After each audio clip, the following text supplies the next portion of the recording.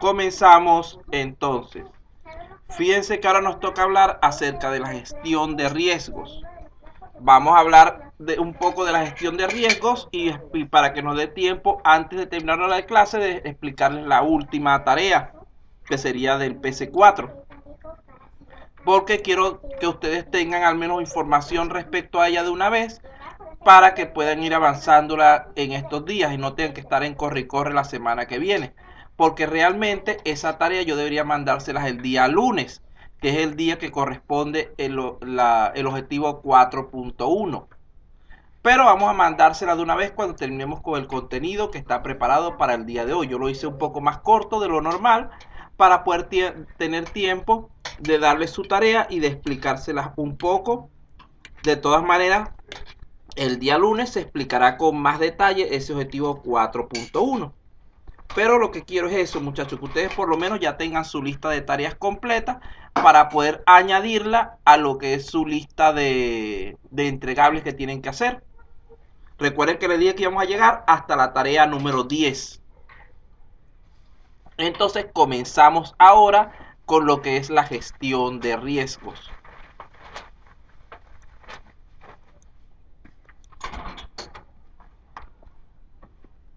Fíjense lo siguiente. La gestión de riesgos lo que busca es evitar que se produzcan los problemas.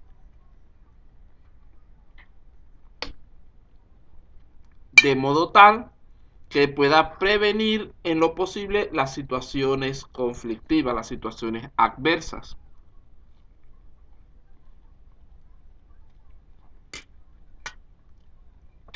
En la imagen tienen un ejemplo acerca de eso. Nadie, en cuanto a esa línea, nadie se esperaba que hubiera un terremoto, se abriera la tierra, etcétera. Pero ya tenían cierta previsión y pudieron pasar por encima. Por otro lado, si vemos la siguiente imagen, hay dos situaciones donde hay unos que estaban ya prevenidos para el riesgo y otros que no. ¿Quién será el que no estaba prevenido para el riesgo? Mira, aquí está la niña mía de 6 años, me dice que el rojo es el que no estaba prevenido para el riesgo. ¿Qué piensan ustedes?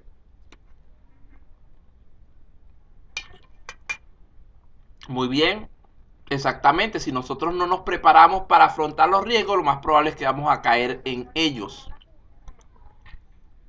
Entonces, en cuanto a la gestión de riesgos, ningún proyecto está exento de riesgos. Siempre los habrá. Eso es como el aire que respiramos. Lo que pasa es que si en este caso el aire tenemos el riesgo del coronavirus y si nosotros salimos bien preparados con nuestra máscara y con todos las cuestiones de seguridad que nos hacen falta, no nos va a afectar. Pero si nosotros salimos a la calle, no, que no nos va a pasar nada y no tomamos las medidas preventivas, lo esperamos luego en el funeral de fulanito o de sutanito. Bueno, un análisis inicial exhaustivo ayudará a identificar tanto los posibles riesgos como sus causas para corregirlas o prevenir que existan respuestas adecuadas para ello, es decir, minimizar su efecto. Sin embargo, siempre existirán ciertos riesgos que son difíciles de prever, los cuales solo se pueden detectar a través de un seguimiento y una evaluación continua.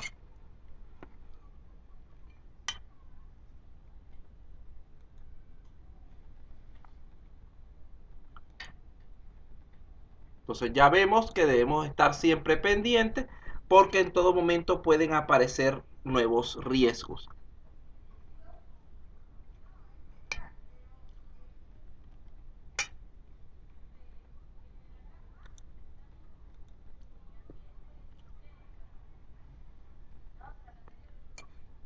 Otro elemento importante es la gestión del cambio.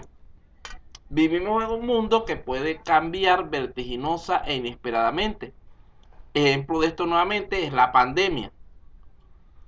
Por lo cual la gestión del cambio es hoy más que nunca un requisito virtual para toda empresa. Las organizaciones deben estar dispuestas y preparadas para adaptarse si quieren sobrevivir en esta sociedad tan competitiva. La evaluación contribuye en este proceso de cambio y mejora continua al detectar fallas y necesidades. Vean que, por ejemplo, la gente que trabaja con restaurantes tuvieron que cambiar de esa atención dentro del local con mesas y sillas a un sistema de delivery para poder continuar trabajando. Sí, la mente se opone siempre al cambio, pero nosotros no podemos dejarnos ganar por eso. Debemos procurar en todo momento estar preparados para siempre tomar ventajas de esos cambios, porque a veces un cambio bien aplicado puede resultar no en un problema, sino en una oportunidad. Por ejemplo, hay gente que tenía un restaurante donde tenía siempre los mismos 20, 30, 50 clientes al día y se conformaban con eso, les iba bien y decían, no, no tenían generalmente clientes nuevos. Pero por esto de la pandemia, que sus clientes viejos ya no podían asistir, implementaron un sistema de delivery y terminaron ya vendiéndole no a los 20, 30 de siempre, sino que ahora atienden 100 personas o más. Y entonces esa es una oportunidad que, si se dan cuenta, ese negocio puede crecer. Y estoy haciendo la referencia porque tenemos aquí una compañera que tiene un restaurante y me imagino que ya ha pasado por una situación similar a esa, donde las personas que atiende ahora no son las mismas que atendía antes en su mayoría, e inclusive puede que tenga más clientes que antes, a pesar de que no pueden llegar a su local. ¿Qué sucede? Tienen la ventaja de que se está ahorrando, por ejemplo, los costos de limpieza de las mesas, de las sillas, los costos de tener tantos meseros para las personas, etcétera. Y nosotros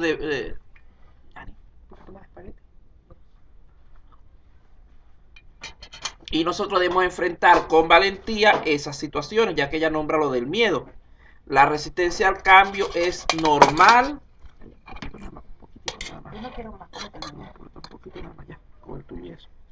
La resistencia al cambio es normal en todo proceso, en toda persona, pero una vez que la vencemos, podemos lograr cosas maravillosas.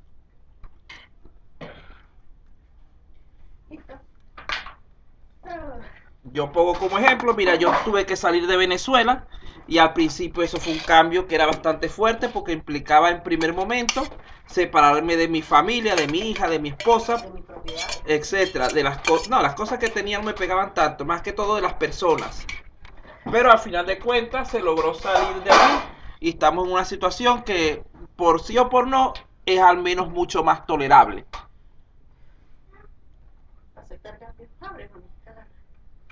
Aceptar cambios por lo general es bueno, siempre y cuando los gestionemos de la manera más adecuada. Tampoco podemos llegar a ir cambiando por cambiar. Ejemplo de esto es la gente con los celulares. Anteriormente había personas que, así no tuvieran para pagarlos, querían estar cambiando de celular cada vez que aparecía una nueva versión. Eso era un gasto enorme que, a final de cuentas, quedaban endeudados por funciones que ni siquiera utilizaban, porque ellos utilizaban sus funciones básicas pero querían el celular más moderno porque era lo que estaba de moda. Tampoco podemos guiarnos por moda. Otro ejemplo en cuanto a eso de los cambios sería, por ejemplo, las versiones del Windows anteriormente. Tienen tiempo que nos sacan una, pero cuando salían las versiones nuevas de este sistema operativo, mucha gente se cambiaba de una vez porque era la versión más moderna. Y resultaba ser que ustedes saben que esa empresa tiene la, entre comillas, costumbre de que ellos sacan primero versiones beta gratuitas para que todo el mundo pruebe, y resulta ser que esas versiones están llenas de fallas. Entonces muchas personas terminan teniendo más problemas que beneficios por cambiar una versión que todavía no es lo suficientemente estable.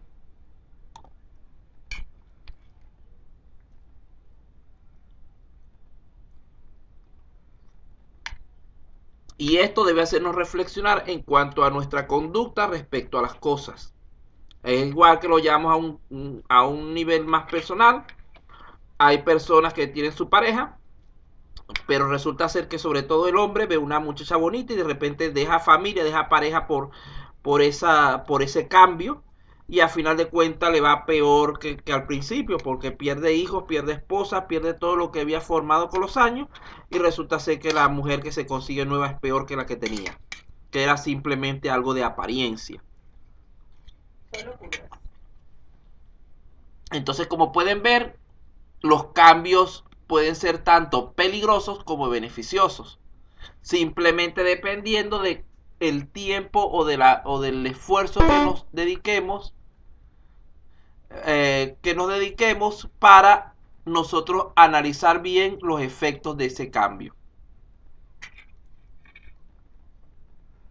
Un cambio mal implementado puede ser fatal. Un cambio que no se implemente también lo puede ser para la empresa. ¿Por qué? Imaginemos este caso nuevamente del restaurante, que la persona se niegue a pasar al modo de entregas por delivery.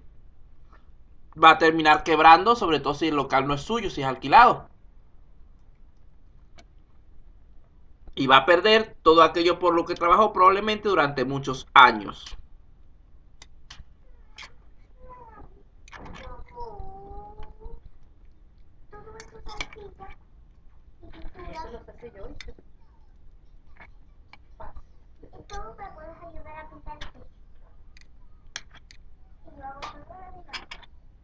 Seguimos entonces con lo que estamos hablando.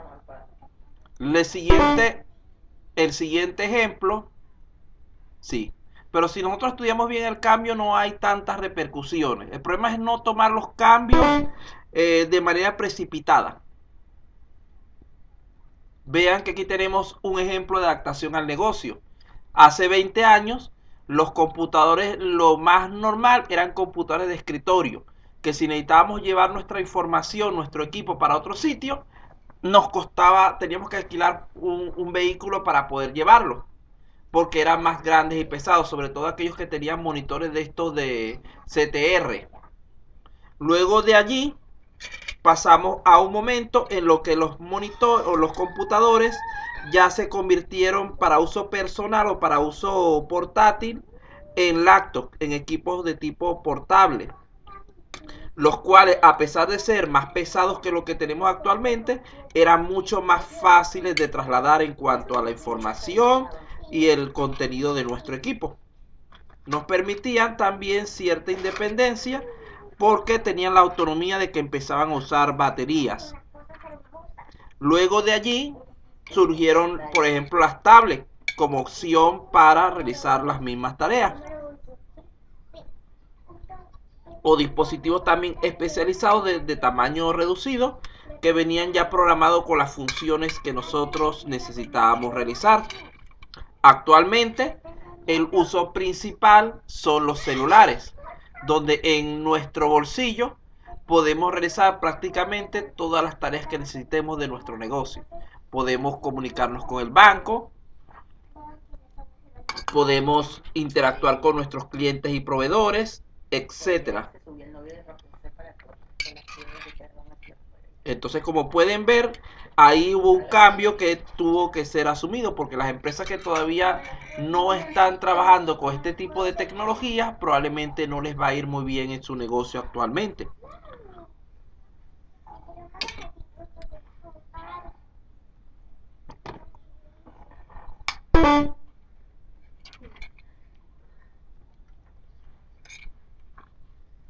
Ajá, también los cambios entre sistemas operativos que empezaron por un sistema MS2, después salió un Windows 3.1, aparece después el Windows 95, 98, XP, Millennium, Windows 7, Windows Vista, que no sirvió para nada el Windows Vista, por cierto, Windows 10, etcétera. Entonces vean cómo va cambiando inclusive la forma de trabajar, porque la primera era por comandos tipo consola.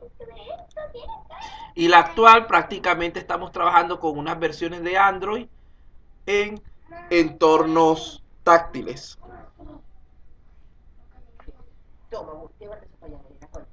Bueno, vamos a seguir. La siguiente elemento que vamos a estudiar es la comunicación. En primer lugar, sabemos que necesitamos comunicarnos eficientemente. La falta de comunicación, su incorrecta realización o su inexistencia en cuanto a estrategias comunicativas bien definidas es otro grave problema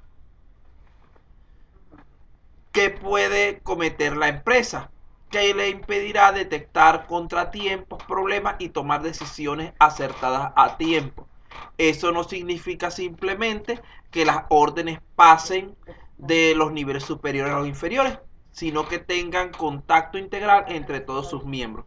Vean que aquí tenemos un modelo de empresa incorrecto, donde cada uno de sus miembros podríamos decir que es independiente, trabaja por su cuenta, o cada uno de los miembros de ese equipo, sin gran comunicación entre ellos.